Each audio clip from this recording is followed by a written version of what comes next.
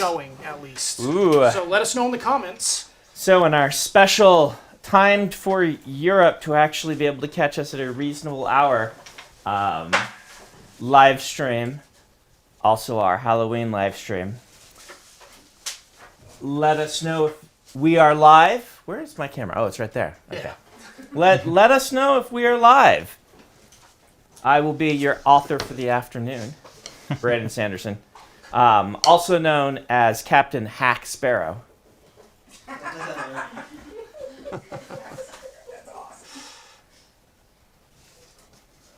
So yeah, we're getting comments. So we're Great. Good. So we are live.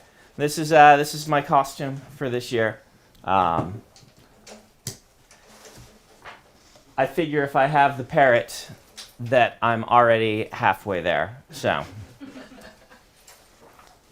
And Isaac, why don't you explain your costume? I was bit by an artist. I was in the Arctic as a 14-year-old boy in Alaska, and a man ran out of the woods, bit me, and ever since I can't stop painting. So, yeah, 2 different ways here. I could be a wild artist, or I could be Oog, caveman cartographer, which we came up with at a very late-night party at Jordan Con one year. Oog, caveman cartographer, works for author Brandon Sanderson and creates maps on rocks in his basement. And in his spare time, he plays the game of rock because paper and scissors have not been invented for him. That's great. So, yeah, there you go. We should make wagers to see how long it takes you to take that beard off, because it looks so uncomfortable to me. Well, get me some shears and I'll do it. And Adam, you're not on. I am on screen, You're actually. Yeah. Really? For the first time, you're so on. I'm sorry, world. That's all I can say. If your computers break, I hold no liability or responsibility for that. But I am Johnny Karate for you Parks and Rec fans out there, or I should say chubby Johnny Karate. Early season Chris Pratt. And we're just going to be taking questions. Oh, I should say what I'm signing this time. So I am signing the Grim Oak Press, Sean Speakman's company, special edition of Dragon's Bane. Yes. Which is one of my favorite books ever. And I wrote the introduction. And so it's signed by Barbara, the author, and Michael Whalen, the illustrator, and by me for writing the introduction. So I don't know if these are all spoken for yet, but you can get copies through Grim Oak Press, maybe, depending. Yep, look at their website. We're not sure. Yep. And I did the maps for this edition. Oh, yeah? There you are. So Dream Team. Minus me. Just kidding. this is my favorite fantasy novel. If you haven't read Dragon's Bane, you are missing out. It is wonderful. And they're going to be really nice editions, I think. So let's start taking some questions, I guess, Adam. Okay. We'll be here for 2 hours until I need to go and be on various interview things that we're recording for release week of Rhythm of War. So the first question is a writing advice question. I imagine they're trying to ask how to show, not tell. But their specific question is, do you have any suggestions for improving my ability to perceive or imagine locations within my head to help my descriptive prose? Okay. Well, So I think I was a little off on that. so Della's going to be quite noisy. Wow, Della. So this, imagining places so you can describe them better. This is really 2 questions, right? And honestly, it's getting into kind of differences between writers. I know that a lot of writers, don't place themselves directly in the location when they write. Some writers do, right? Some writers imagine that they're there. I focus on the sensory details. I ask myself, what does this place sound like? What does this place smell like? Is it hot? Is it cold? These sorts of things. is usually a good way to help get me into the space. However, you don't have to do that to describe things well. There's one that Michael started signing on the wrong line and wrote, "Oops, sorry, Brandon. I've done that same thing before." So maybe you could ask for this one specifically because it has a special little annotation by Michael on it. Funny. I should write something. Apology not accepted.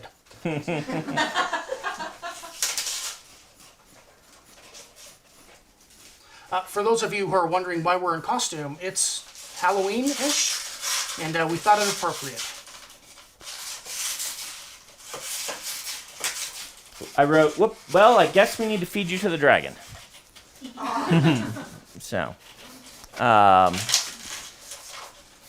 yeah, like, one of the things that you can do to improve your descriptions is often to ask yourself what little things you can describe in the scene in order to set the mood and style. This is also potentially a problem now that we're filming during the day, during his chatty time. So if he gets too rambunctious, we may need to have a pirate without his parrot. Depends on how loud Jello decides he wants to be. A lot of people will do. This is Dan Wells, who's been on the stream before. He describes a method where he says, you could, if you're going to describe a room that is in a dangerous part of town, you could go in and do a lengthy paragraph where you describe, you know, the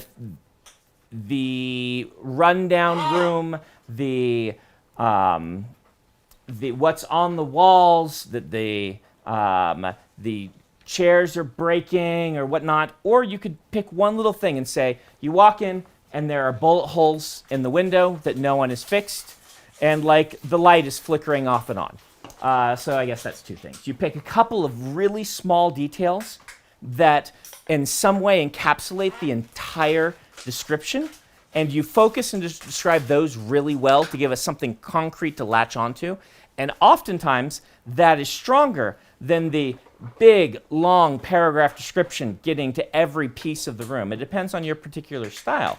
Some people like in their descriptions to be very lush with their descriptions, and that's a personal stylistic choice. Robert Jordan tended to be a little more lush with descriptions than I am. And so you just have to kind of decide your style, and at that point, start trying different things. Don't feel that you have to describe every little detail of a setting, however. A lot of times, a couple of little things can evoke an entire feeling of a setting. I do sometimes, as I said, sit down and imagine what does it sound like and what does it smell like to give myself more of a feel of the space. So another question for both of you. How much input do we have on the covers?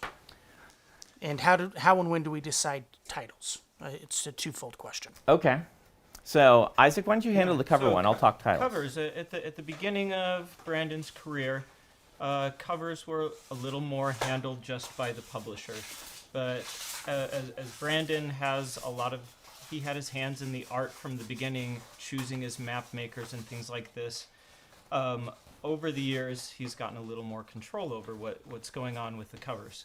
Well, a lot more in recent years. And a lot more in recent years. Yeah, once I have my own art director and have worked with, like, part of it is the publisher getting comfortable with the idea that this is an author who does know what would make a good cover and it's not going to be a hindrance, right? Right, yeah. Well, a lot of authors are hindrances in getting cover art made because the author fixates on what are the, is the character right-handed or left-handed? They're painting the character left-handed and they're right-handed, as opposed to focusing on what the cover's supposed to be, which is a poster. What makes a good cover? Yeah. Yeah. But I guess as we've proven ourselves to Tor, that we know what we're talking about, they've given us more responsibility in that regard. And with Rhythm of War, for example, I can walk you a little bit through that process. Some of that I'm saving for the live stream that we'll do for release night. Yeah, but the release party. the release party Yeah. specifically. But we wrote up a description of what we wanted for it. We gave it to Tor. Tor looked over it. They approved it, and they send it to the illustrator, who then comes up with thumbnails Whalen and did concepts. this. Yep, Michael Whalen in this case. And then nowadays I get to work directly with the artist, going back and forth. But we always keep Tor in the loop on what's going on with that. They have their in-house art directors that like to know what's going on, and we feel like it's good to communicate with them as well in case they see something that might be amiss that's coming from marketing or the bookstores or something like that. An example of this that we kind of get the bookstores involved is with Delacorte on Skyward. And we don't have, they do kind of their own covers, but we do get to approve them. But it went to the bookstores and they said this cover is too purple. And so they, because of that, we dialed back, the artist and Delacorte dialed back the purple on that and went a little more silver with a purple sheen. So it is collaborative, but we do get a lot of say. As for the title, titles are very much a get a feel for it sort of thing. And the publisher does get to, actually, I'm now signing the, We'll sort them. you'll sort them? Okay, No worries. great. Because there are a lettered edition of these which go generally to the various people involved, and then a numbered edition, which is what is sold. There's 500 numbered editions and 52 lettered editions. Yes. So anyway, title is very much a what do we feel like sort of thing. Like I will start with a certain title in when I'm working on the book, and then it's never set in stone until the publisher really wants to start to do marketing on it and release it for pre-order and things like that. That's when we have to generally nail down the cover. But I think this one might have even gone up like as Stormlight 4 originally, before we really settled on the title. And so for me, it's a process. I talk to my team, I talk to the publisher, I get a feel for it. Some of them are very obvious, and there's no real question in my mind what the cover is going to be. Others, it's more nebulous. And oftentimes you can change something in the text. Like I originally had planned Starsight to be, let's see, what was it? It was something like that had fort, I believe, in the title, or fortress in the title. Oh, yeah. It was like Star Fortress or something like that. And the publisher came back and said, that sounds too fantasy-ish, and it's science fiction. And they just didn't like the sound and feel, and so I came back with Starsight, and they liked that, and I liked that, so we just went with it. It's different on the Stormlight books because those all need to be in-world books. That's the kind of conceit I use for those titles, and so it's not as easy as changing one thing if I decide I want to change the title, which is why we often wait a little longer to release Stormlight titles than some other books, because it has to work. I have to finish the novel often and say, okay, does this work for the in-world book? Right now I'm writing Skyward 3, which I'm calling Nowhere, which I know the publisher is not terribly fond of, and I'm only kind of so-so on it. So it might change before we go to press. We'll have to see. A lot of you guys remember the title of Stormlight 2, which was the Book of Endless Pages, until everyone said, it's probably a bad idea to name this book the Book of Endless Pages when it's a really long epic fantasy book. You're just giving ammunition to reviewers. They will not be able to resist themselves. And I said, yeah, you're probably right. And plus the book, the in-world book, the Book of Endless Pages, didn't end up being as important to the story as I had imagined before writing it. And so Words of Radiance was much more relevant anyway. So From the Facebook chat, Colin Neat says netherwear. yeah, netherwear. Well, Sounds like underwear. yeah. Well, there's all I thought sorts it of was there's all sorts of riffs on that on nowhere that different authors have used for titles of books and things, and so it's possible. It's just in the series, the nowhere is a place. Yeah. And so Also, I think Jello's a little far away from his from Toy. his toy, so I should scoot him over. so he, can- he might appreciate he being might a little appreciate closer. coming closer, so he can get. Hey, there you go. Do you want to get that? No, oh, he wants treats. Or he's trying to choke you. Oh yeah, he might be trying to force choke me. He doesn't know that trick. He's a light side bird. Okay, use the force. Good bird. He's gonna try and get up and get my buttons. He hasn't been able to eat these buttons yet, and they are big and shiny. And he is very. Oh, that reminds me. We have my my Jello sticker that was sent to us by that wonderful fan, and I'm going to stick it on my water bottle that was also sent to us by a wonderful fan. So, Synergy. synergy, yes. Fan synergy. Though now we will have to be careful about washing this water bottle. Hand wash only, because we don't want our Jello sticker to come So off. while you're doing that, there's a question for Isaac. Yeah. The question is from Taylor Hall. They say, my 7-year-old loves listening to fantasy books and has taken an interest in drawing. He said he wished he could see the characters like he imagined them. So we talked about how lots of people draw fan art. He thinks that is super cool. Do you have any favorite resources for a little kid to improve their drawing or art skills? Well, the way I've gone into elementary schools and taught before, and breaking things down into simple shapes is a good beginning thing there. If you can show them that, if you know your shapes, you can break anything down and draw it.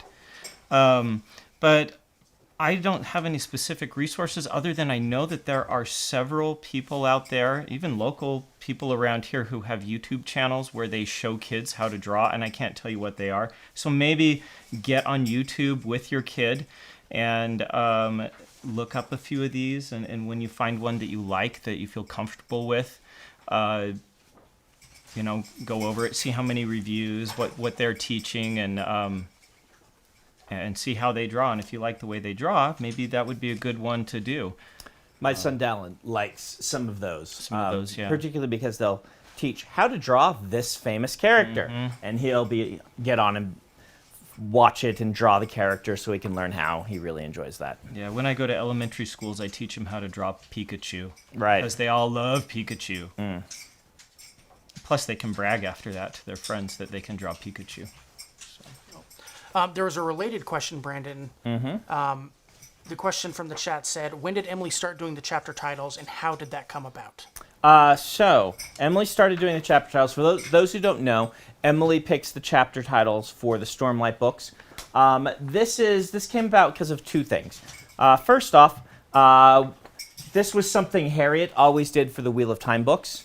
And I picked for maybe the first two Stormlight books, but then by that point, the books were big enough deal that the publisher was aggressively looking to publish them, and just time during the editing phase was getting smaller and smaller. Time was getting smaller? The time we had was shrinking. How about that? And so at this point, I asked Emily, could you do this? Could you go through and pick them? And it's not that difficult a process. I mean, it takes time. But these days we have the beta readers offering suggestions in the beta document. So really it's a matter of read the chapter again, look at the beta document, see if any of their suggestions are meaningful to Emily, and then she just picks the title from among those things. Once in a while I'll have a title I like while I'm writing the chapter, and I'll just name the chapter that. And those ones get skipped during that. They've already had a chapter title picked. It's just an extra layer of work. The other fun thing related to that is Emily. I think I've said this on stream before. She's the one who did the drawing of the map for Memory of Light. You need to sketch out a map for then their cartographer, the Wheel of Time cartographer, to do a nice rendition of. So Emily did the first draft of that by just reading the book and being like, all right, I'm going to sketch this out. And again, it was just nobody else had the time at that moment to do it, and she just picked up the slack and drew out the map and sent it. So Emily has contributed to the Wheel of Time. Isaac, people are looking for an update to the combined volume of White Sands, or White Sand. Yes, the omnibus. I'll give you an update to that because, this has been a hectic year. We've had a lot of things going on, and I've had to prioritize things like the Kickstarter and the manufacturing of all of the goodies for that. And in addition, I've had Rhythm of War and all of the art and art direction that comes along with that. It's just been a really big year. And so as things are tying up as far as my involvement on the manufacturing side of things, we're getting close to having everything approved and in process there. I will be able to spend more time on the omnibus. In the background, though, I have kept the letterers working and the artist working as much as I could, and I think all of the minor fixes. There were lamps. A lot of people know there were electric lamps. Yeah. A radio. And I hired my brother, who's also an artist, and he, in the latter half of those, erased a lot of those. There was a modern IV in one scene that we need to erase. But I think that changes to the art, the small things like that, are pretty much almost done. There are a few other things that just need some attention, and I'll be able to turn my brain to You're that adding here some soon. pages and things. Yeah, right? those pages, there will be 38 more pages, and a prologue to introduce characters a little bit more. Those are almost completely done, and the writing on those is done. So there are some pages that are more world building that are written by Chris, and I have to find out where we have room for those, so I know how many of those that we have, and then write out some of the world building. And that's what I'm in the process of doing right now, getting really close to being done with that. So that's where we're at on that, and as soon as that's done, we will discuss that with Brandon's agent and with the publisher and figure out where to go from there. Yeah, it would be nice if we could have a pub date for that by the state of the Sanderson. Yeah, that would be okay. Because that's what I've told them on Alcatraz 6 is that Yeah. I would like to get a pub date. One of the things I'd also like to start doing, we'll see if this happens for the state of the Sanderson, is start getting a little section from each of the foreign publishers, the foreign language editions, saying, here's what we're working on, here's what we had come out this year, here's how you can get a hold of these editions, and include that in the state of the Sanderson also. Speaking of that kind of thing, or maybe State of the Sanderson is the wrong segue, but the newsletter just hit, it's over 100,000 subscribers to your newsletter now, so I'll be doing a giveaway of some Rhythm of War arcs, as well as an awesome shield. Rhythm of War arcs, you say? Rhythm of War arcs, which are very printed in a very, very limited run. So yeah, ARC means advanced reader copy. They're the review editions that go out before the book is printed. They're like a trade paperback. Yeah. And they do them less and less since everyone's going to digital galleys now. Yes. So we request these specifically. Yeah, we make them do arcs for us, even though they generally don't want to do arcs. But we like having them, and the collectors like having them. And so, yeah. But odds are I would imagine there's less than 100 printed. They only sent us 50. Yeah. So these are pretty rare books. So keep your eyes on Brandon's site and on his social media, and I'm sure I'll be announcing that probably early next week. Great. Yeah. So they'll get the book like a week early. Exactly. Yeah. So anyone who wins will need to sign an NDA, just so you know. So if you don't want to sign that, don't enter. Yep. There you go. Anyway, Mario says, with this live stream being Halloween themed, what horror or psychological thriller books or films do you like? And I don't know if that's for all of us or just for you. Well, I think we can all take it. I mean, I think that Stephen King is an absolute genius, and a lot of my favorites, despite the kind of the sections in many of the ones from the 80s that feel like they may have come when Stephen was experiencing an altered state of mind. even with that, I tend to like a lot of his work. Short stories are among my favorite. Like Children of the Corn, growing up in Nebraska, is just super creepy to me. I also generally highlight a non-standard, non-horror writer because I think the Hyperion books are just creepy in a really fantastic way. If you haven't read Hyperion, it's now 25 years old, but it is a fantastic science fiction novel told from the basically, let's see, it's been a long time. It is Canterbury Tales in space, right? It's a bunch of pilgrims telling their stories, and they are on this planet where there's a creature named the Shrike that, as I recall, will murder all of the pilgrims except one and grant the one's wish.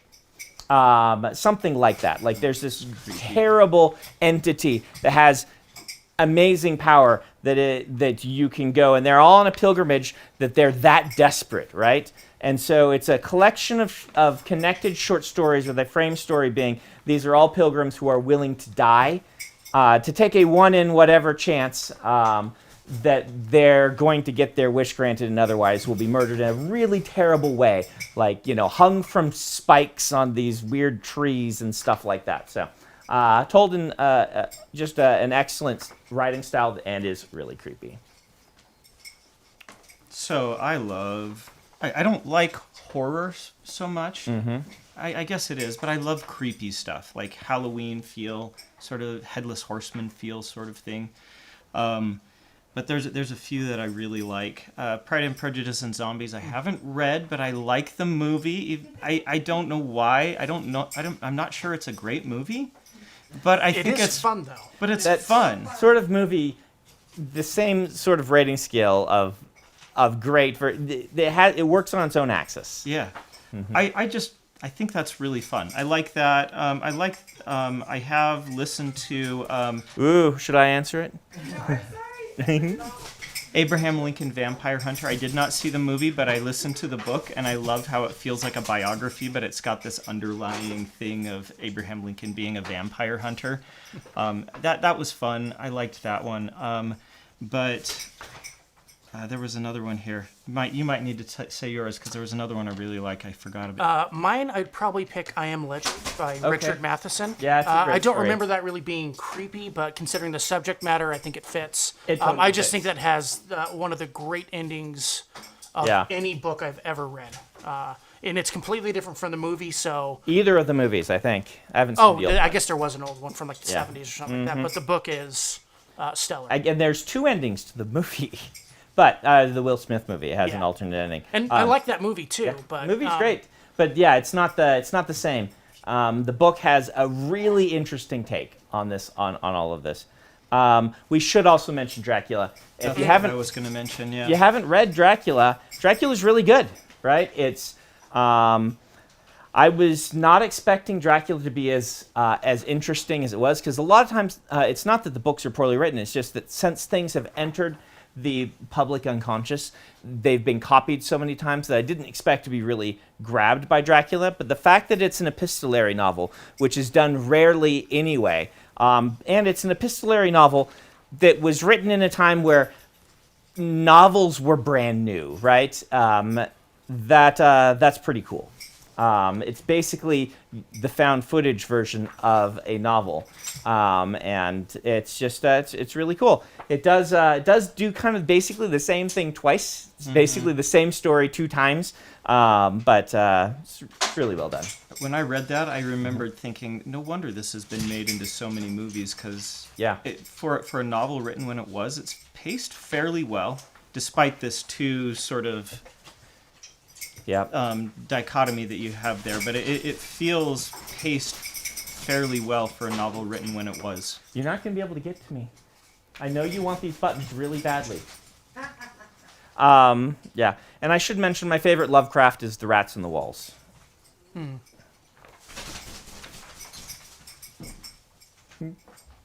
So, Jonathan asks, when you read other authors' works, do you enjoy theorizing about their stories the way your readers theorize about yours? I used to, but not anymore. Right now, when I'm reading someone else's book, I'm kind of working on a very writerly sort of method. Basically, I'm looking at what they're doing as a writer and enjoying the tools that they're employing and how they're employing them and trying to learn, basically. And so less of the fan theories. I used to do that a lot, with Wheel of Time and chatting with my friends. And it's not the way I interface with stories these days. I am currently reading Andy Weir's Project Hail Mary, which is fantastic. I think that releases in May of next year, but it is really good. I am loving that book. Cody says, any advice for how to fill in the gaps between scenes I already have in my head? It feels like I start out with a dozen scenes I know that form the backbone of the plot, but when I put them to paper, it's 30 pages of stellar scenes which don't connect to each other. That's actually a really great question, because this is how you transform into a novelist, right? A lot of aspiring writers, this happens a lot in my class. There's another one where Michael signed on the wrong line. Yep.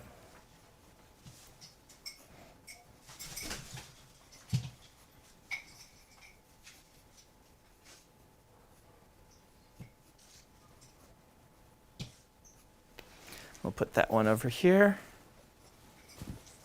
And he did it twice.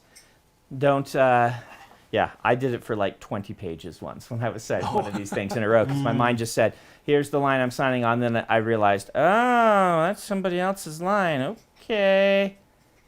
I'll just put some smiley faces on those. Maybe you can request those ones from Speakman. And by the way, Sean is in the Facebook chat. Oh, is he? Hey, Sean.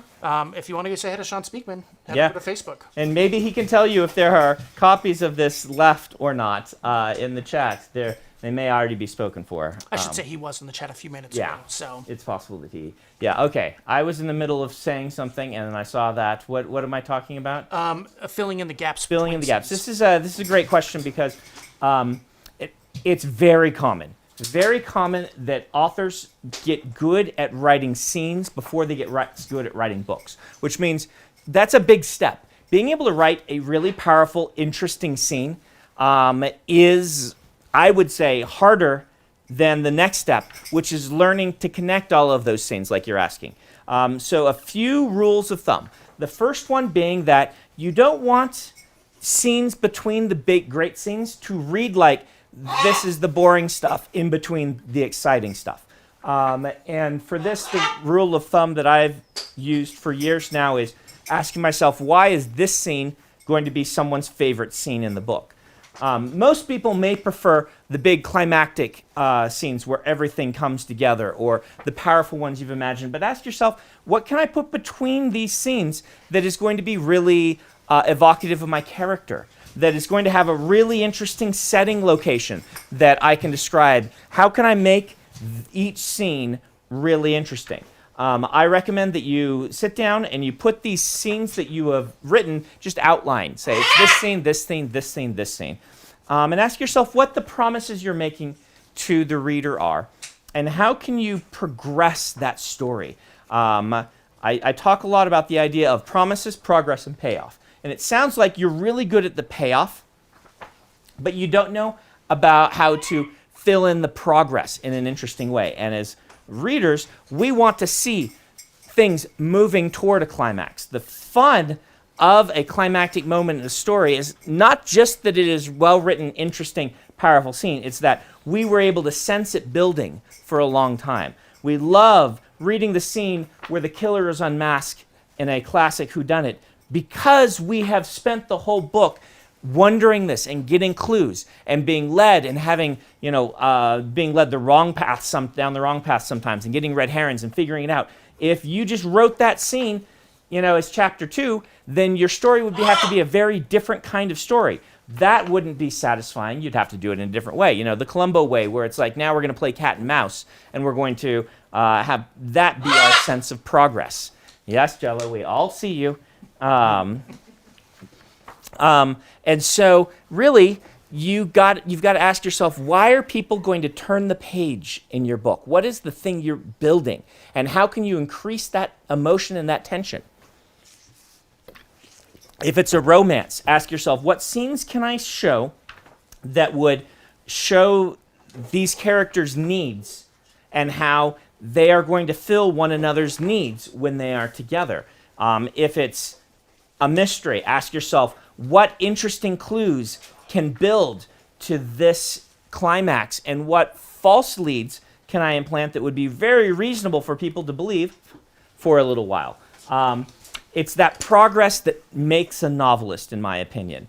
It's not the ability to write a dramatic ending. It's the ability to make it interesting getting there. And this is just a matter of practice. If you're having a lot of trouble with this, a good writing group or some good alpha readers that you say, try some things out on can be very helpful as you develop these instincts for yourself. But really, you're more than halfway there. So practice at this point and really practice making any scene interesting. Info dumps can be very interesting if they're done through the viewpoint of a character who is really interesting to read about, or if they're happening in an interesting place. I'll go ahead and No, go ahead. If you're changing the subject there. Oh, I am. But if you want to Okay, say just something, real quick. You had mentioned something about the killer, and that reminded me of the book that I want to... Oh, yes. That I think is a fantastic book. It's called The Alienist by Caleb Carr. Oh, Okay. yeah. And that is so creepy and cool. It's a serial killer mystery. I loved it. Yeah. We probably would be Set- remiss if we didn't mention Dan Wells also. Yeah. Oh, yeah. This one is set at turn of the century. Teddy Roosevelt is in New York at the time, but anyway, it's psychological, it's creepy, it's cool. Dan Wells. If you guys haven't read Dan Wells, one of his lesser known books is, what did he call it? Apocalypse Edition? Extreme Makeover Apocalypse Edition is a comedic horror novel about the end of the world.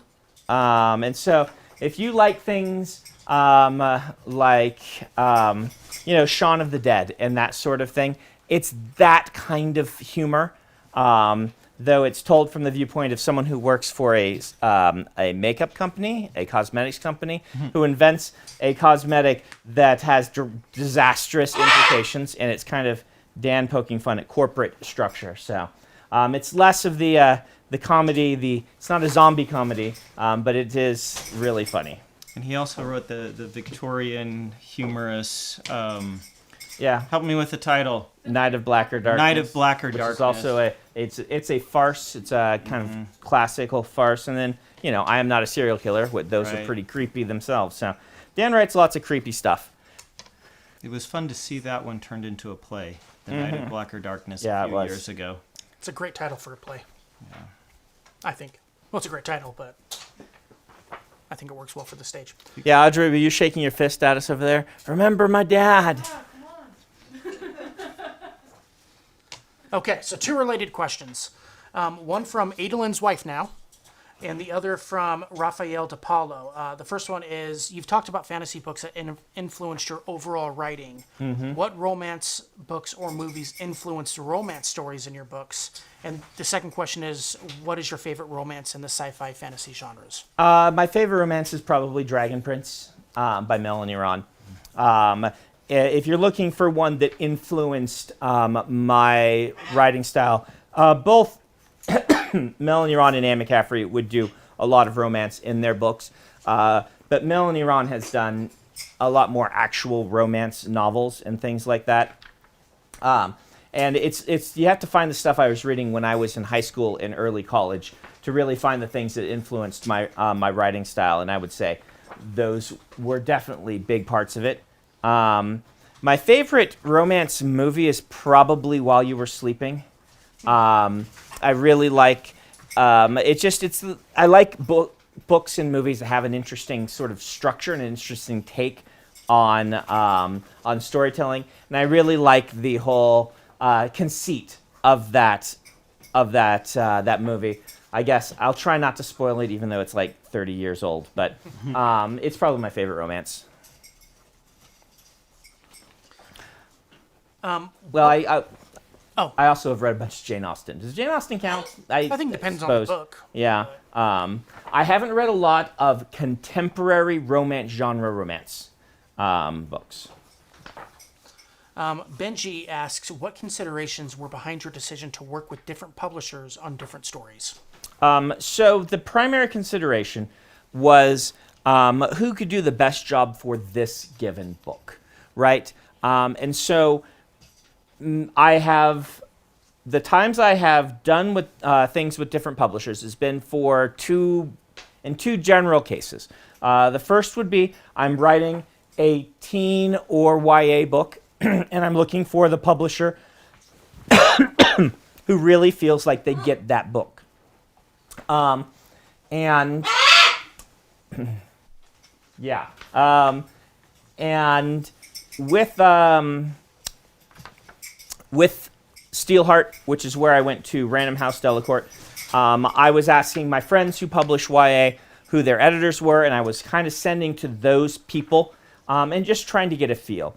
I really like Susan Chang at Tor. She did The Arithmetist and has taken the Alcatraz books, and she is an excellent editor.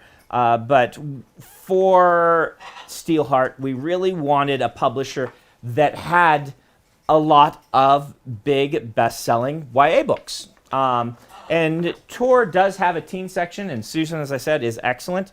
But Tor has had not very many big teen books, and it was partially me wanting to get more experience with another publisher and just kind of feel out how does it work being with another publisher, how do they do things. I'm really interested in the industry, and so having that was a big part. And of course there's a business side to it. So the business side is I like the idea of being diversified, right? I like the idea that if something happens at one of my publishers, like there's a big shakeup in the editorial team or the publishing team, that it won't affect my entire career. And I may be a little too worried about this because one of my mentors, Dave Farland,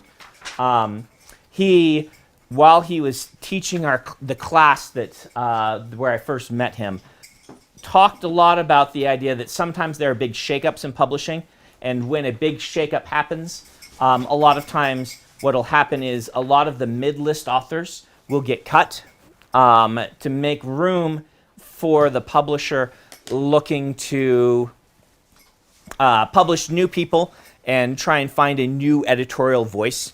And in Dave's opinion, this happened multiple times to the detriment of the imprint, right? Where it's like they're just cutting people just so that the new publisher can assert their will over the line and force things to be different.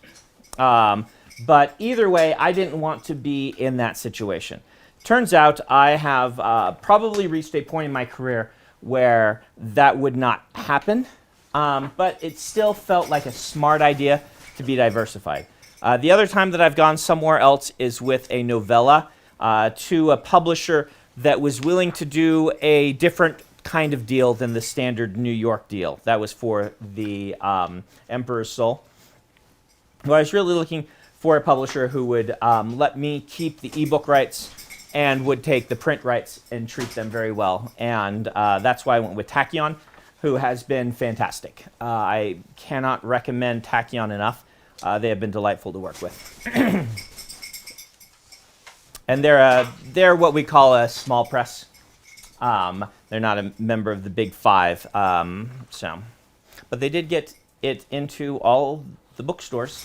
And so they did exactly what I wanted them to do, which was handle the print side and get it into bookstores and get it in the hands of reviewers and let me handle doing the ebook. I see a lot of people asking you about a release date for Dawnshard. If you're curious about, I don't know if you want to Yeah, talk I about can talk- it, or we can direct them to. I mean, I'm just going to say the same things that are on the thing, but I might as well say it, right? So I finished my last draft earlier this week, and and I actually did it a little bit ahead of schedule. And so then I did the handoff to Peter. And Peter's in charge of everything else. This is the proofread. And the book is a little longer than he had anticipated. Like, I had told him 35,000 words, and it's 55,000 words. So it's not quite double, but it is longer, which means an extra day or two in each part of the process. So while we were really shooting for end of the month, I think it's probably going to be next week. So That's what Peter said. yeah, Peter said in the update. So I wrote out an update and then gave it to him to go over and to like tweak things and then post to the Kickstarter. And he's mentioned next week. So I'm expecting next week. I don't know what day next week, but I think it's very, like, I doubt it would slip any further than that. Highly doubt it would slip any further than that. Almost guaranteed sometime next week. And that's just because, like I said, it's 20,000 words longer. If it had been 35,000 words, we probably could have sent it out on Friday or Saturday. But at 55,000, that just adds like 2 or 3 days on, which doesn't sound like a lot, but it does mean that we're going to be sending out on like the 3rd of November instead of the 31st of October. And as soon as that's done, then we'll start the actual layout of the physical book. Yep, we'll get the layout of the physical book and send that off. And he also was the one that mentioned we'll probably put all of the various earlier drafts of Dawnshard together in the art package, which I don't know when that's going to go out. That's high on the radar as soon Yeah. as things are off to the manufacturers and we're happy with Yeah, that. so that should be next month, December probably at the latest. Yeah. And then you'll get all the earlier drafts of Dawnshard in that, along with the beta read file. So from the chat on Facebook, Zarin asks, what is your favorite part about world building? Favorite part about world building? Probably the magic system. Surprise, yeah. That or finding connections between different stories I'm working on. I really enjoy when I can make the world building for one book be foreshadowing for the world building of another book and things like that, and where I can sneak in combinations between things in the Cosmere and stuff like that. It's just, that's really satisfying for me. I don't know why, but it's one thing that really excites me. So, yeah. Surprise, surprise. Such a big surprise. We almost can't believe it. Mm-hmm. Judith, I'm sure I'm saying that wrong, says, when you say you're cutting about 10% out of a draft, how much of that is full scenes that you realize you don't exactly need versus tightening the prose on a sentence or paragraph level? When I'm doing that cut, that is all tightening prose. Okay. None of it is cutting scenes, because I have cut all the scenes before that draft. And scenes do get cut and rearranged and all that stuff. That all happens because the scene needs to go, not because trying to make the book shorter. I've never cut things from a book to meet a size deadline of a book. I guess there was one time Scholastic insisted that I make an Alcatraz book 5,000 words shorter, and I did it then. But that's not something I have to worry about in my other books or in my career right now. If I am trimming, it's because I legitimately feel that the book is stronger trimmed. And that last draft where I cut 5 to 10%, it's usually closer to 5 now than 10, unless I feel like the book is really bulky. It needs it. And if I need to get to 10, I actually have to make a spreadsheet and put each chapter's length in and cut several times going through the draft in order to tighten it to that 10% average. These days, if I don't feel a book needs that, Oathbringer needed it, Wortham of War didn't, for example. It's just because as I write, as I do drafts these days, I am much better at just trimming as I go. And I usually get about 5% of that fat that needs to go during the 3.0 and the 4.0. And so the 5.0 is left with just tighten, make the language better. If you're really interested in this stuff, Dawnshard, I actually didn't run the numbers on how much I cut from Dawnshard. I should have, so I can tell you. But you can see all of these trims. When we do, in Dawnshard, it'll be the 3.0 to 4.0 draft that comes with the art package. It'll highlight everything that I cut to show you how I go about trimming. Tobias says, is it on purpose that in both of your YA franchises, I'll say, anyway, the Arithmetist and Skyward in particular, Okay. there's an educational system that creates a two-class system? No, not intentional. It's really easy to write a story when there's a system like that. It's just a natural sort of thing that falls out. The more classes you have in a system, the more you have to explain, the more world building you need to do, therefore the more info dumping you need to do. And you can often just get across a lot of the same ideas with, there basically being two classes. That evokes a much larger system, but it's not intentional any more than it is just simply a good way to streamline. Cormac from the YouTube chat says, what research can just eat up your time if you're not careful? History books, yeah. I can sit and read a history book Particular era of history for you? I really like the Renaissance or the pre-industrial era. Things that are happening from anywhere, from 1500 to early 1900. So it's a big swath of time, but particularly that 1800s era. You give me a book and I can just read on that forever. I love the ideas of modernization and how the things that led to modernization. Early 1900s is a lot of fun too, but it's just all of that sort of stuff is exciting to me, and so I could read on it forever. Nicholas says, I have a Skyrim-based question. Okay. Imperials or Stormcloaks? Let's see, what did I do? I did Stormcloaks because I felt like it was the choice that the character I had built would have made. Because, I just picked a Nord, right? And played that, and it felt right for the character in that setting. I'm not sure who Brandon would pick if Brandon were dropped in that world. I would probably lean more Imperials, but Stormcloaks is where I went. Andrew says, I finished the third draft of my novel last night, and it's about to go back to my alpha readers and a few post-betas before undergoing a final light revision prior to going on submission. Congratulations. Yep, congratulations. That's the hard draft, yeah. What would you recommend looking out for at this point in the process? At this point in the process, you want to be careful not to be taking sideways steps. Because when you send the book out at this point, depends on how experienced your alpha and beta readers are. But I have seen a lot of newer writers fall into the trap of, I need to make my book appeal to everyone that I send it to. And so if you send it to a group of beta readers and the beta readers all want something different from the books they read and are not necessarily good at giving you feedback and helping your book become a better version of the book that you want it to be, then you can fall into this trap of being like, well, there's not enough romance in my book, and this reader really wants romance.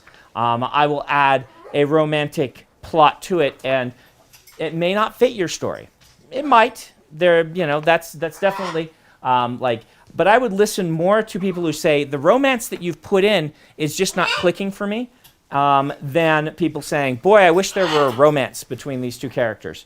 It's okay for people to want things from books that the books don't give to them, because every book can't do everything. So be careful about those sideways steps. Be careful about the people who want, he's now saying step up, which means he wants me to pick him up. Be careful about those, changing it into people who want it to be a different book from what it is.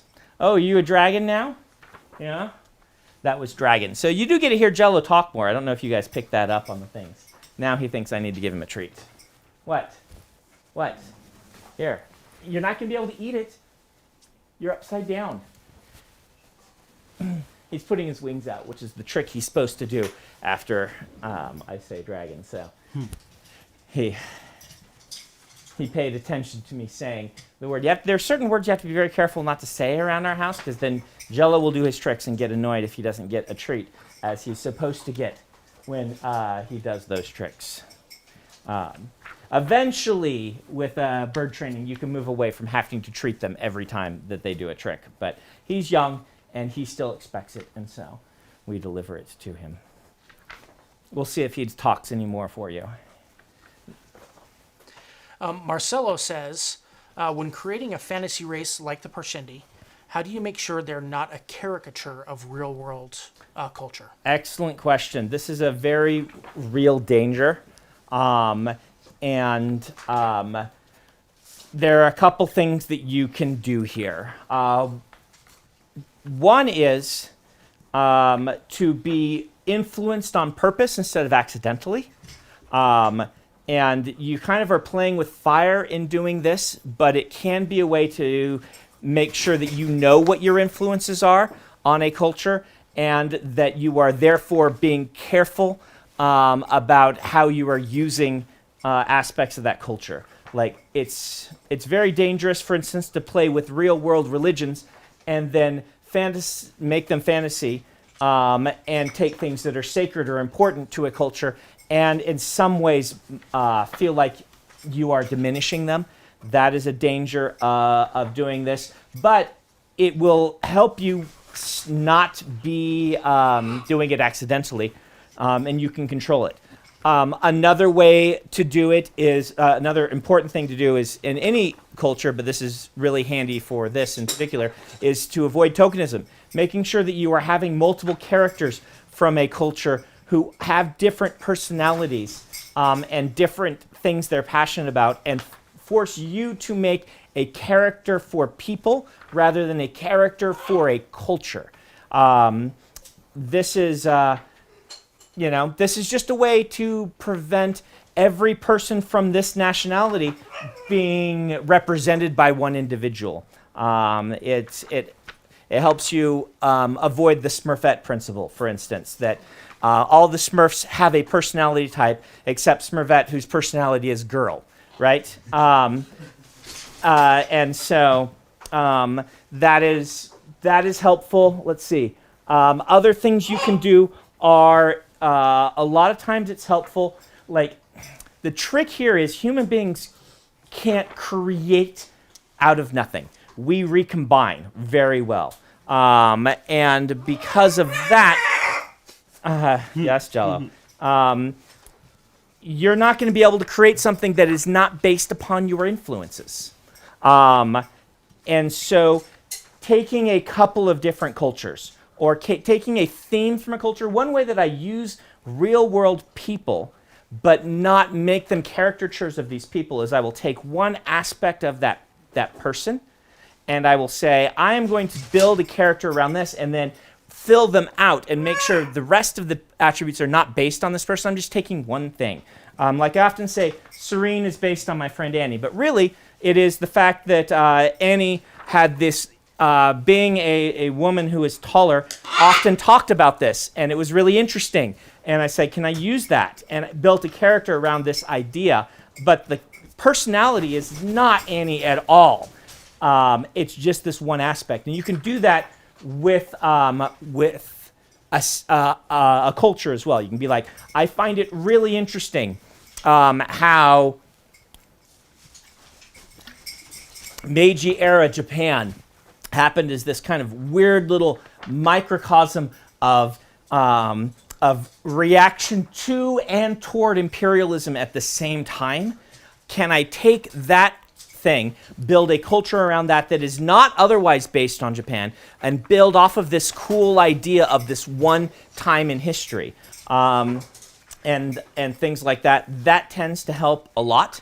But there you go. There are 3 tips for you. I believe strongly in the idea of cultural exchange, but I do need to warn about appropriation as a danger of that. So they kind of go hand in hand, and one is something you want to avoid, and the other is something that I think is important for a lot of storytelling. Sorry, I just had a question, but the chat scrolled away. Eric from the YouTube chat says, "Hi, Brandon. Hi. What are your favorite archetypes, and how do you avoid trying to repeat the same in each book?" Yeah, this is the more you write, the more you'll find out what your favorite archetypes are, right? Because the more you'll do it, and really, it takes time to become aware of what these things are. I know. I'll get you in a second. I want to finish these ones. It takes time to figure out really what your archetypes are that you just keep going back to. Like, I wasn't aware that the fallen city of the gods was an archetype that I was interested in until I wrote 2 books about the city of the gods and it not being what the people involved with the city of the gods thought it would be. It's kind of a natural outgrowth of the magic system that I built for the Cosmere, but even still, it's like, at that point, I'm like, all right, 2 is enough for now. Let's move away from doing books about the city of the gods. But really, your readers are often better at pointing these things out to you than you are at seeing them yourself. And you can worry about this overly much, I think, because you can start to worry that you are repeating yourself, that you only have one idea, and these sorts of things. And let's just point out, you as an author might worry that, oh no, everyone can immediately tell what type of story I'm going to tell. Shakespeare had 2 stories he told, right? The greatest author in the English language, he went back to the same well over and over and over again. And you know what? It's really easy to tell a Shakespeare story from someone else's story. And there are certain things that Shakespeare did over and over again. I don't think you need to worry about this as much as you might worry about it. But if it is an issue to you, after you have published a few books, see what people are saying. Ask some of your readers, what do you think are the tropes that I fall into a little too often? And then shake it up for your next few books. Some of that is voice. So, I mean, a piece of voice, and Yeah. you don't want to squash it entirely, right? Exactly. But being aware of it so that you can then lend your voice to a different type of character or situation is good. But you don't want to squash your voice if that is what you're interested in. I mean, for example, your books, Brandon, have a large degree of optimism. And you have mentioned before that the times that you tried to, when you were trying to write to the market for a little while and squash that a little bit, it kind of fizzled your voice just a little bit. Yeah, I don't know guys, if that's the right way of saying No, that's that. exactly right. That's a very astute observation. You have recently read Mistborn Prime, haven't you? Yeah. Which is the one where I tried to squash my voice. And you guys will be able to read that eventually. It's not a terrible book. No. It's not a great book. But eventually we'll release that, probably with one of the Kickstarters. But you had a really hard time writing a character that didn't have this natural optimism. Yes, I did. That natural optimism kept slipping through as he tried to... Yes, a dark, gritty anti-hero just did not stay very dark or very gritty for very long, did he? No. So, yeah. Alma says, "High fantasy without epic fights is like unsalted bread. So how do I add physical conflict to plots that could be solved with diplomacy without it looking artificial?" Read some Guy Gavriel Kay, who tends to be very, very good at this. There are lots of writers who do this without physical conflicts or things like that. There's not a ton of physical conflict in Nora's books, N.K. Jemisin's books. For example, epic fantasy does not need physical contests, physical fights. I would recommend, if you're having trouble with this, come up with a way that people can be in conflict through the politics of the world in an interesting way, right? Not just, you could do just regular political debates like we do, but you could also have there be a fantastical resource that they're manipulating and using against each other and things like this. A lot of the books that do this have a magic system that puts people in conflict in an interesting way that is not a physical conflict. It is wrestling for control of something. It is, Daniel Abraham has the magic system where you can trap powerful entities by writing poetry about them, and the greatest poets then can control these entities. And, that sort of thing can lead to a political system that is not based around who can punch each other the best. I happen to enjoy a good action sequence, so you see a lot of them in my books, but it is not the only way to tell an epic fantasy by far. So find people who are doing a good job of it, in your opinion, and read their books and ask yourself, what are they doing? How are they making this interesting? Most of our lives are full of interesting conflicts that do not involve us getting into physical altercations. Use some of that. Ask yourself, where is the stress and tension in your life, and how can you translate that into a story? Read biographies and history. Yeah. Because biographies will have that same thing. It's not all about the duel that they had. Here's all these interpersonal conflicts and things. Yeah, I can't tell you how many ideas I've come up with, I should say, in quotations, come up with when I listen to Dan Carlin's podcast. Oh, yeah. Particularly, I can't remember the series he did, but there was a person called the Prince Bishop, and I just thought was the greatest name of a villain.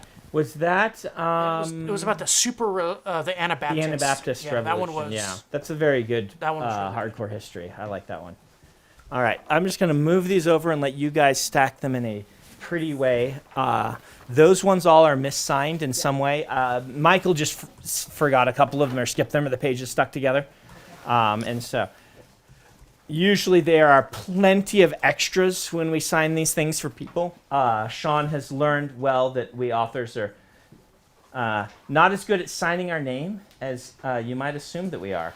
And so he gives us way more than he actually needs, which means that those ones that I wrote something goofy on, he might be able to do something fun with other than bind them into a book. Or he might bind them into a book and let you guys get a hold of them. Did Sean say in the chat if these are all spoken for or not? I didn't see him say anything Yeah, he might in have. that regard. He might have only popped in for a minute. Somebody in the chat did say that they were available if you bought one. Okay, they bought one. Okay. All right, Jello, I will get you. I will get you. Jay Sand wants to know why you hate trees. Why I hate trees because hey, Books are so big, I'm assuming. I am 80% digital. It's my fans buying the digital that are saving trees. I do come from a family of lumberjacks. My grandfather on my maternal side, that was his job. He cut down trees and made utility poles out of them for a long, long time up in the Tetons. And so I guess it's just in my blood. That there's a deep and abiding desire to destroy trees that comes through my mother's line, and so I needed to express it in a more modern way, I suppose. Through word count. Word Yes. count is your axe. Yes, that's right. Word count is my axe. Both your ancestors and mine were loggers up in... You look like a logger. Right now I do, yeah. Yeah. Someone in the chat said that you look like Patrick Rothfuss. Well, right, I would come never down now. intend... I don't think that I would ever dress up like a living fantasy author. Yeah. Come on. No, you can't have those buttons. But Patrick you can't have them. Rothfuss does have an impressive You beard. can't very have the impressive. buttons. Yes. You can't have them. I know. You really want them.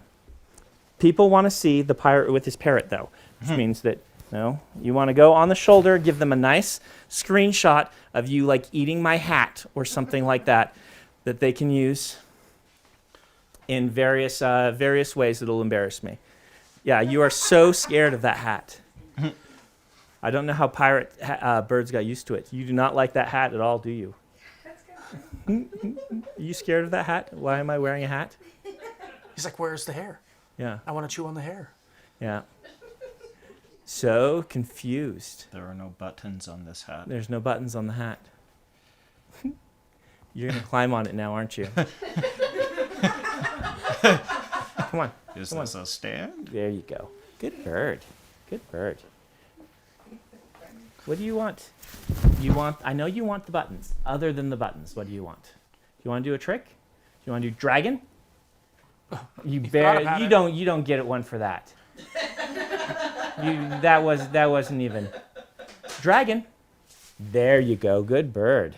You can have one for that. So, yeah, I know you really want that hat. He's a very good bird. I still have the problem that he is not good with strangers. Oh, you don't even want the stinker. All right, go up here and play. You're not gonna want treats.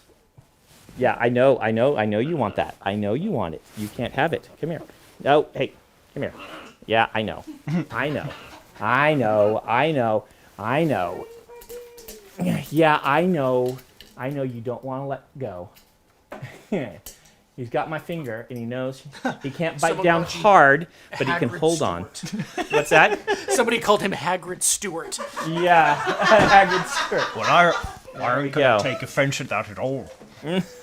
Camp Posteria 7. Thank you for that. Hagrid Stewart. But you sounded a lot more like Sean Connery. Yeah, that's right. I read the book, though, to my kids and had the Hagrid. Did you have the Hagrid voice down that? But you have to start with, Harry, you're a wizard, Harry. You have to. I think it's the law. Yeah. I'm now back to signing copies of the leatherbound edition of The Way of Kings. The second run, though they'll be in the same first printing still. We just have to get these shipped off. We don't know when the print book is going to start shipping to people, do we? Kara might have. Kara, do you have any idea? Tomorrow. They start tomorrow? Yep. Yes. So. Oh, were we? I've been working with the shipping bindery place all week. Great. So that's actually, we're making an announcement now. I guess sure we are. Yes. Yeah. So, The numbers will go out first. Okay. It's the least amount, and This- then starting tomorrow. starting tomorrow, they will just start shipping the books to people. Congratulations. Let's clarify that this is the 2020 numbered ones. Yes. And then the 20 2020 non-numbered. non-numbered ones. And then the 2021 numbered. And then, yeah. Yeah. So, Yeah, those will be next year. That will Those be will be next, next year, year. because Because they they're are being signed. still in process yep. right here. And they said that they can't take a chunk of these that I've signed and start printing. They said that we have to send the whole group in Yeah. for them to do the print run on. Yeah, otherwise they have to reset up all of Yeah. the printers and the plates and Which is everything. how we get the cheaper price, by doing a big thing, so they don't have to reset any of that. Yep. So I have to get all of these signed. Kara, how many of these have I signed? That is a really good question. Okay. Probably 4,000 to 5,000. 4,000 to 5,000 out of 15,000. Yeah. Okay. So 2021 people, we're working through these. You can follow our progress. Once we'll eventually get to a stream many weeks from now where Kara says, "That's it, you're done," and at that point, Jello will throw a party and we will send them in to be printed and sent to you guys. Indeed. But Yeah. all of you who were fast with the trigger finger on the first day will be getting yours sent. And next time we do this, we will do a larger print run starting out. We just had no idea how many of these people wanted. So thank you, but also I'm sorry. And it should be, I mean, just to set expectations, once Yeah. these are turned into the printer, we are still 4 to 6 months away because they have so many steps. Okay. Yep. So when we turn them in, it'll still be like 6 months before they get. That on the long end of Yeah, things. okay. It's just these, we have to wait our turn because Yep. there are other people getting leatherbound books done, and then they have to find a time they can slot it in. But then there Yep. are several different factories that do different things. We have the printer. We have those making the case bindings. We have those who are making the slip cases, and each of those things have various steps. Yep. So, Go as fast as you can. yeah. Yep. But you will get them. You will get yours before we have any for sale on our store. That will be the third wave. So if there are those of you who didn't get in on the Kickstarter, maybe Christmas next year. We won't promise, but that will be our goal, is to have them back in stock on the store, everyone having gotten all of their books. By then, they definitely should have gotten those, but whether we'll have them for sale or not is dependent. But that's our goal, is to, 1 year from now, have more of these for sale. So from the chat, I didn't write the name down, but they want to know where the idea of pooping in shard plate came from. Because I wondered how it happened with knights on the battlefield, and thought this is the sort of thing that just doesn't show up very often in fantasy books, and Or in history books, really, probably. yeah, though it sits there in history books. The historians are very interested in this sort of thing,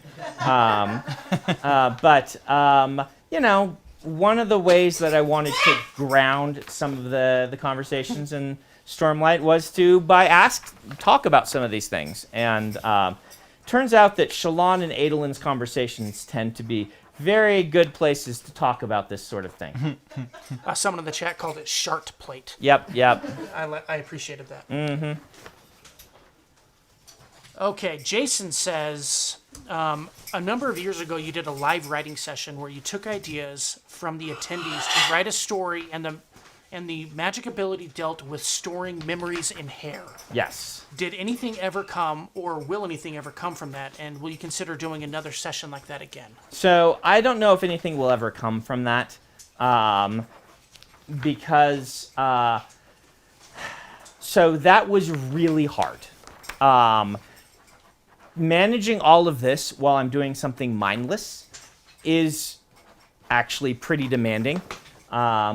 Doing something that requires all of my skills as a writer turned out to be just enormously difficult. And after I was done with that, I said, I am never doing this again.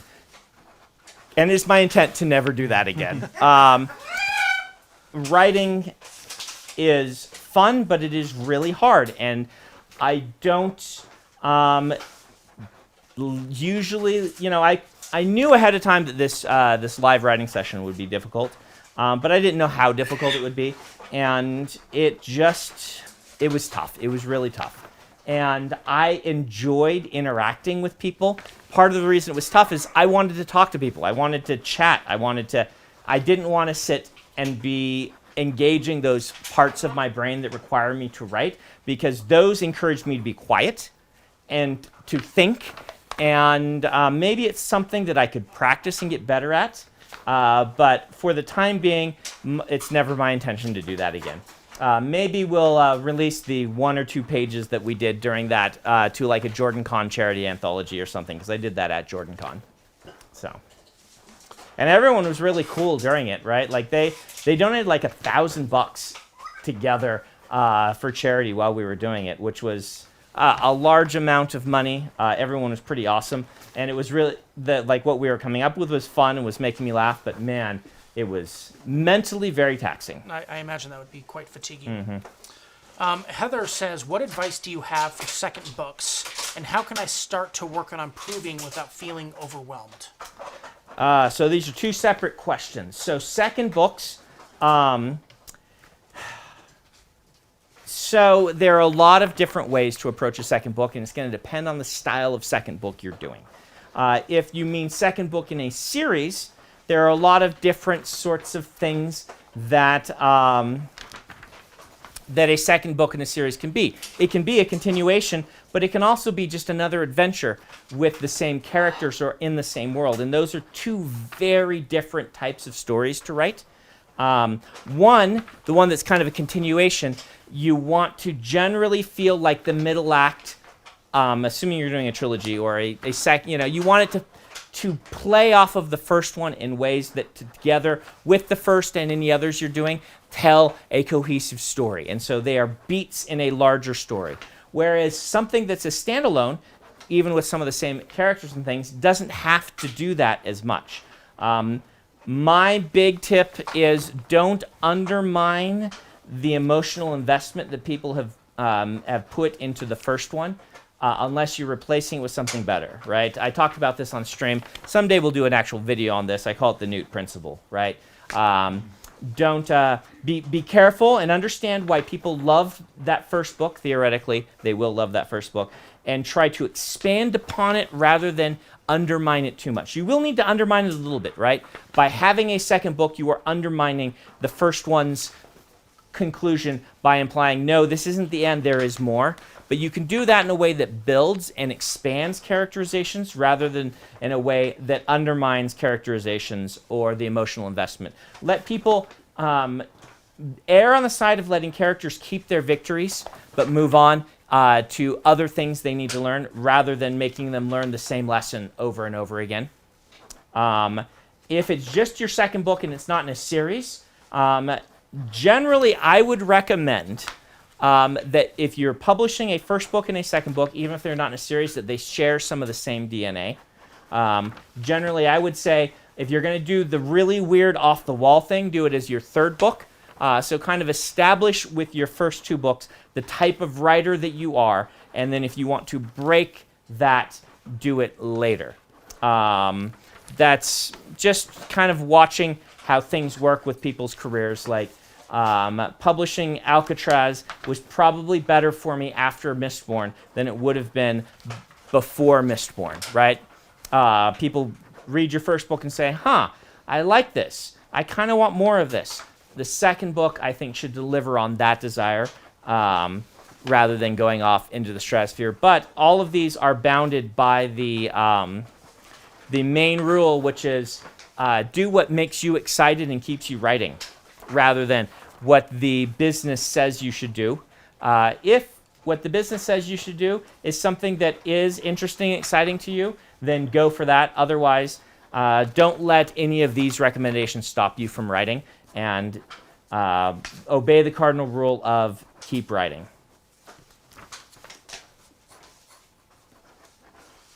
Okay, so Carissa says, I recently watched your video about advice for teen writers, and you mentioned revising is a different skill than writing. How did you develop your own revising skill, and what steps would you advise a writer to take to develop their revising skills? So revision is a different skill from writing, but they're complementary skills. I often talk about golf is a combination between the long and the short game, right? In the short game, That and sadness and depression yes, as well. yes. The short game is a different beast from the long game. In complementary ways, you can use some of the same skills and things, but imagine revision like your short game of golf, where it's your putting. You've got to learn a different set of skills. And one of these skills is one I've talked about on the stream already, which is the skill of learning to not take sideways steps, learning when you are making something better and when you're just making it different. You want to avoid just making it different. And you want to refine and improve upon the original's vision rather than make it into something completely new. And that requires practice and time. Generally, the way I work in revision, you can watch my whole lecture, the BYU lectures. I have one where I talk about revision near the end. But generally for me, I make my revisions goal-based. I say, this is the thing I want to do in this revision. And it'll often be early revisions. It's like, I want to improve the characterization, and I want to make sure that all the foreshadowing is in place, right? That is what I want to do for this revision. And so I will sit down and do that revision in that way. Other revisions, I'll be like, I really want to make the humor better in this. And I will let myself focus on doing that. And I'll let myself do some research ahead of time on what I think I need to do and what type of humor I'm looking for, what various types, because there's a lot of different types, and oftentimes you want multiple types of humor in a book. And I'll sit down and do a pass just trying to get better at that. Particularly earlier in your career, that's totally worth doing, just doing a pass for one thing. Another thing to keep in mind, though, is that you often want to have space between your revisions. You want to give it some time to breathe. I would personally do this like between the second and third draft, and then maybe like the third and the fourth draft. But there you go. A few tips. What time are we at? We are at about 1:30, so I'm 1:30. thinking like 15 more minutes? Yeah, We've 15 got more minutes. We've got a. Oh, we have Yeah, art we have reveal. some We'll art do some reveals reveals. for today. Yeah, we have to hop out a little early because I have to go do interviews and things, and I probably ought to change because these are more serious interviews. So, First off, before we do the art reveal, can I say something about my Kickstarter? yes. And before you start, there is a link to the Kickstarter in the description. Oh, cool. Thank you, Adam. We've got like 25 hours left for my Kickstarter. Oh, yeah. So, monsterunderpants.com. Adam put some links in the thing. Here's the mock-up of the book. And here is something, fan art that somebody sent me. Christy Kugler actually made this. And I thought it was awesome. My 8-year-old daughter pulled it out of the package yesterday and then took it everywhere with her and said that he needed to watch movies with us and things, which he did. He had his own place on the couch last night. Anyway, I'm thrilled by this, and I am thrilled that the Kickstarter has funded and everybody's been awesome. But there's 25 hours left, so check it out. So we have some reveals here for Rhythm of War, which Right. we have. You see it There's a right few here copies. behind us. Yeah. We have 4 pieces of color artwork that we want to reveal today, and this is cool stuff. This is our end pages. These are our end papers. Yep. Our end pages. So one of them is marked 01, if you want to put that up on the screen. You know that with the Oathbringer, we started these portraits of the heralds, kind of Yeah. in a historical style, as if they were done. I said these are the Sistine Chapel versions. In the Sistine Chapel, they have all the prophets from the Old Testament. Michelangelo did portraits of each of them. It's not necessarily as famous as the ceiling portion, but they are. And I thought, let's do portraits of all the heralds. These are going to be very relevant characters for the second 5 books, and so it would be cool to have these out before then. So sometimes it's not necessarily how they actually look, but how people imagine them to look. Yes. But we do try to inject that here. So Yeah. here's our front end paper. It's done by Magali Villeneuve, who is an amazing artist, does a lot of things for Magic and other authors. She did some things for Robin Hobb recently, and she's done some George R.R. Martin stuff. But here we have Pyelia, who is the Herald of the Truth Watchers. And then we also have Kelek, who is the Herald of the Will Shapers. Yep. Who has shown up a little more often than others in the actual narrative. This is the person from the Prelude, if you remember that. And he was there with Nail in the prologue sequences. Yep. So, And those just turned out really great. I love that Kelek is purple and it matches the book, which has the Will Shaper glyph on the front of the hard case. This time around, it just really matched. Last time it was great too. So Magali did a fantastic job. I've got a video from her about her process on these that we will probably show closer to release or at the release of it. So the next one is our rear end papers, and these were done by Carla Ortiz, who is one of my favorite artists ever, and she's a fantastic individual. Yeah, go ahead and put that up there. These are our rear end papers. We have Nail and Chana. I've written it here with their more formal names. Yeah. Nalan and Chanaranach. Yes. Chanaranach. So this is the Herald of the Skybreakers and the Herald of the Dustbringers. And these paintings are fantastic. They're gorgeous. We have them upstairs. And I have to tell you about the spren that she painted on these. They are thick pieces of oil paint. I love the texture of them. So take a look at that when you're able to see them up more close with the books and just kind of see how she accomplished that. I think they're amazing. Yeah. Yep. Nail, you'll obviously recognize. He's the Herald who has probably had the most influence on the first 5 books. Chanarach, you're not going to see as much until back 5 books. She's been mentioned here and there, but more it's kind of like like you say, the Dustbringers and things like that.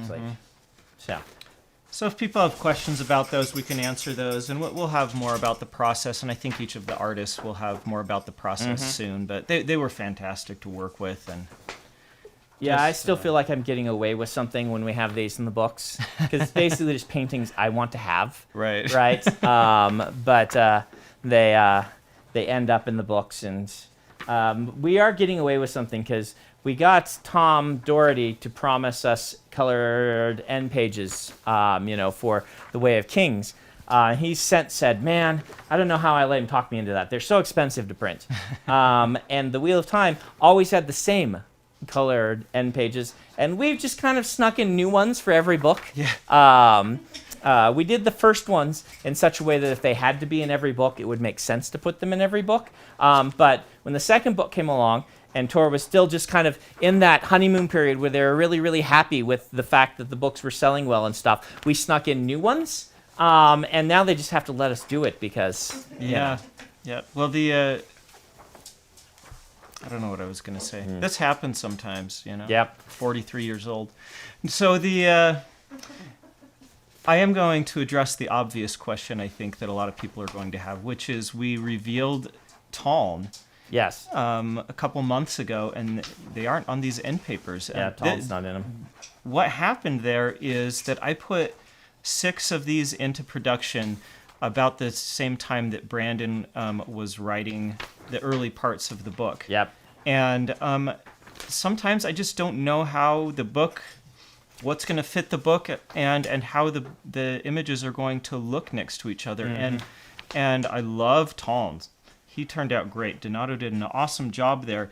It just didn't seem to fit. And so we saved that for book 5. Yeah, and I think we might be trying to get Donato to do a companion piece. I'm not sure if he's going to or not, but Yeah, we're in the process of Yeah. working something out. but it would be nice to have a companion piece like these two and things. And so it's kind of just an aesthetic choice on Isaac's part. We also have another one that we finished It's in process as well, and for book 5. for book 5. Yep. So we will have the last 2 heralds in book 5 and 2 mystery pieces. Yep. in book 5. We'll talk So. about those years from now. Yes, well, not that long. Not that long. That's Right? true, right? like A year and a half from now. I don't know. Yeah, I have to start the book about a year and a half from now. Yeah. And so about a year from now, right? Yeah, about a year from now, I need to start working on Stormlight 5. So for everyone, they're like, oh man, we haven't even gotten Stormlight 4 yet, and these books take so long. For me, it's like already looming, right? I have to finish Skyward 3 and 4 and Wax and Wane 4 in that intervening time.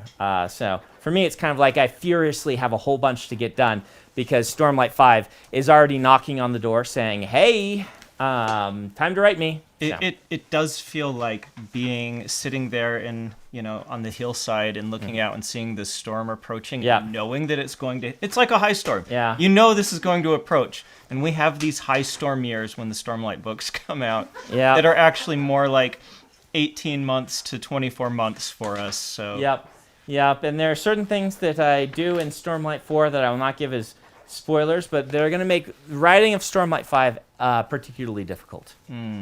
So, poor Karen. That's all going to be stuff for Karen and me. It's going to be headaches for us. Not as much for you, but anyway, we probably have time for a question or two. We'll probably end at 15 till because, like I said, I need to go change. But yeah, I mean, unless you want to do your interviews in your pirate garb. if these were going live around Halloween, Yeah, but these are 2-3 weeks away probably. So that would just be make you look eccentric. Yes. I did sit on a panel once at the convention where CJ Cherry sat down next to me in a pirate outfit. I'm like, that's cool. At a con, people could just dress up and things like that. And she was delightful. Well, the next question is, in many of your books, you take ideas from religions and cultures on Earth and use them in your books. Is there a culture or religion you haven't yet drawn from that you would be interested in learning more about for future books? No, I've always got my feelers out, and there's always ones I'm working on and things like that. The ones that I'm interested in, I generally just kind of keep in my back pocket waiting for the time. The one I would say I'm most interested in is the one I haven't discovered and read a bunch about yet, right? And I wouldn't know what that is until I run across something that really makes me makes me interested in, again, not doing a one-to-one copy of the culture or religion, but some aspect of it will twig something in my brain and send me off in creating something. Kojin says, what's your process on writing an antagonistic figure in your books? Do you treat them as you would treat a main character in the writing process, or do you have a different method in the construction of that character type? Depends on the type of antagonist, right? It depends on how many viewpoints they're going to get and things like that. Like, for instance, someone like Steelheart, I had to shape, because it was a first-person narrative from one character's viewpoint, I had to shape in a different way, through the eyes of different characters. Generally, I would like to just use the same process, right? The best villains in books tend to be the ones that are very relatable and that you as a reader can understand. And those just take a lot more time. And so generally, depending on the book, like for instance in Skyward, I had to use a faceless enemy, right? Again, first-person narrative from one character's viewpoint and make the villain a mystery. And you do that much differently from the way I approached building the antagonist, even in Starsight, where there was more screen time. And that's also very different from the villains in other books or the antagonists, depending where I have time to give them viewpoints and things. Ian says, what is the most interesting place that you have visited? Has that place inspired any of your writing? Interesting place I've visited is probably southern Utah's canyons. And the answer is yes, very obviously. A lot of the feel and look of Roshar is based around the experiences I had on multiple trips going to southern Utah, visiting places like Goblin Valley and Zion National Park and Arches and Little Wild Horse Canyon and the Zion Narrows. All of that stuff you find very prominent in Stormlight Archive. And if you've seen the movie Galaxy Quest, Yes. you have seen Goblin Valley. You have seen Goblin Valley. It's where they film that thing with the rock monster in Galaxy Quest. Such an underappreciated movie, I should say. It is For me. It is well worth visiting Goblin Valley. Also, it's just surreal. It is so cool looking. And I think I remember you telling someone that Wild Horse Canyon Little Wild Horse. was specifically where you came up with the chasms for Yes. Roshar, right? Mm-hmm. So if you Google images of that, you can Yep. see it. Yep.